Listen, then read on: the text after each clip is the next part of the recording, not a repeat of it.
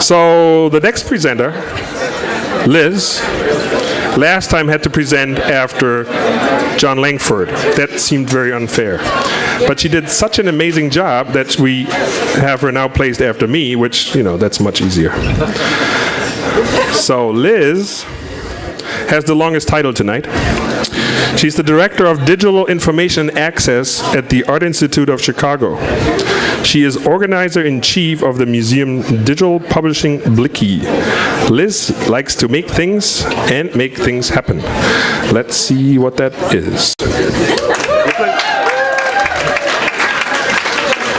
All right, first I have to get a picture of everyone from up here because that's what I do. Yeah, okay, everyone, yeah. Represent. Oh, nice. Okay. I will tweet it. Hi, my name is Liz, and I'm a maker addict. And let's get this straight. I don't make anything useful. I just make ridiculous things that just come to mind and I have to do. So that's just the way it is. And I really didn't have a chance. It ran in my family. My dad made these voltmeters back in the mid-'70s, and so I drew this picture of it back then. He worked for Heathkit, and so he had like these awesome kit computers around the house. There were parts everywhere. I got an earache once, and I stayed home and I learned BASIC on my TI-99 4A. So, but I dabbled. I didn't really, fall into it. I had it all under control. But then in 2011, I fell in with this bad crowd of museum hackers and exhibit enliveners and creative types with easy access to electronics and microcontrollers. And so I knew I had a problem when I sold my husband on New Year's Eve of 2011. Hey, let's stay home and work on a project together. And then everyone else in the world, time zone after time zone, celebrated New Year. My husband's asleep at 4 a.m. and I'm like, oh, this happened.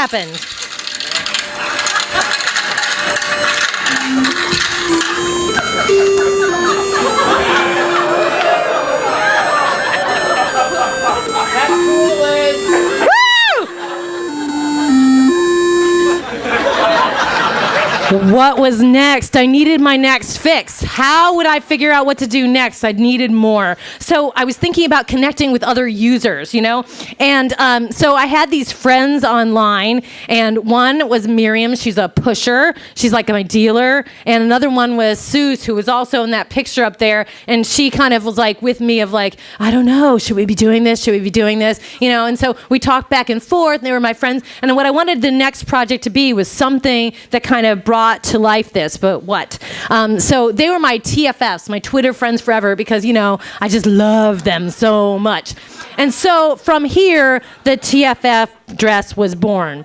And so what I wanted to do was make this dress, which I'm wearing right now, but I don't have the electronics on it, that when I got a tweet, it sang songs and got excited and flapped its wings and things like that. The only problem is I didn't know what the fuck I was doing, I didn't know how to make a dress. I don't know how to do electronics, and I didn't know what I was getting myself into. So, but I'd committed because I said on Twitter, hey, I'm going to do this dress, and I'd put it on there and I've said, yeah, I'm smart. I can do this dress. Sure. Okay. Everything's possible. So I just started making things out of cheap materials, That's what you have to do when you're like a beginning user, you just get muslin and you get all kinds of things. And for these bird songs, I hacked greeting cards, but I had to pick really terrible Easter ones that sang, It's a Wonderful World or something first because they were cheap, and then you move on to expensive bird songs, and that kind of thing.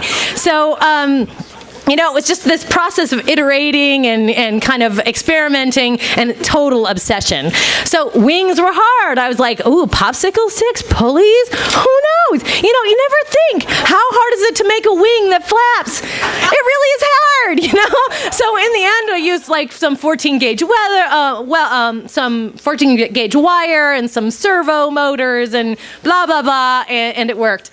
But the really part that I was almost going to fail, it's like 2 weeks before I'm already putting on Twitter, oh, you're all going to see my awesome dress, blah, blah, blah. So I really had to do it, right? You can't not show up with a dress that doesn't do anything. So, so I thought it'd be easy because I'd experimented with Twitter API and all these easy things on the computer, then realized that, oh, the iPhone doesn't do it. Oops.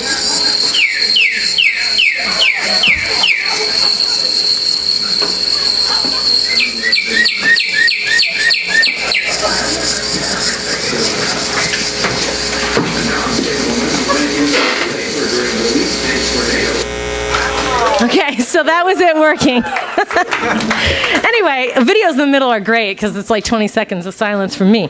But so like after the TFF dress, like what was next? You needed more. You need a little bit more of something. So then we've got a few like pushers of 3D around here. I know Tom is here somewhere, and we brought 3D printers into the Art Institute and like had these young children and started pushing these ideas of creativity and hacking the museum on them. And then I just wanted to teach everyone this. We went around scanning, this is 1, 2, 3D catch, and teaching other people, teaching young people, getting everyone contagiously hooked on this stuff, so on making and everything like that. And I even took it back to my dad, who, again, he's the one that got me into this, made me predisposed to this, took it back to him, and he was totally into it, and we spent our Christmas break to here. Bringing it full circle this year on New Year's Eve, I was like, hey, husband, I've got an idea of what we can do on New Year's Eve again. And we're going to build origami in plastic and then print it on the 3D printer. And again, multiple New Year's were celebrated. My husband went to bed, and somewhere in the middle of the night, I had this done. It's a total problem. But going back to this is, again, something like about how like my work at the museum is really important to me, and how this is about things that we can like manipulate and get other people to manipulate things and really change things.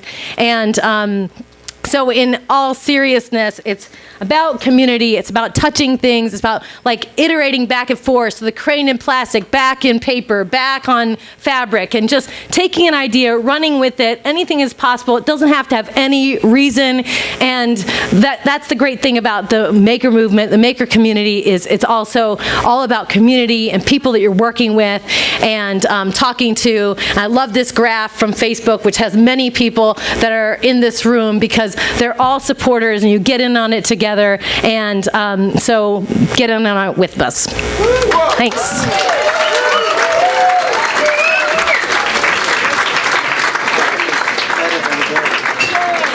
This time I'm about to give you my iPhone. Last time I gave him my 3D model, and this time I almost gave him my iPhone. Not good. Oh, I'm knackered after that.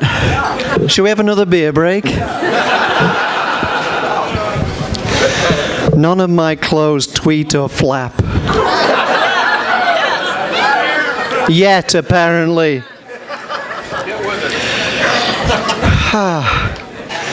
Well, fuck a duck and fuck popsicle sticks. I can't even say it. Popsicle sticks. Bollocks, thank you. I suspect that was somebody from Lancashire over there, right?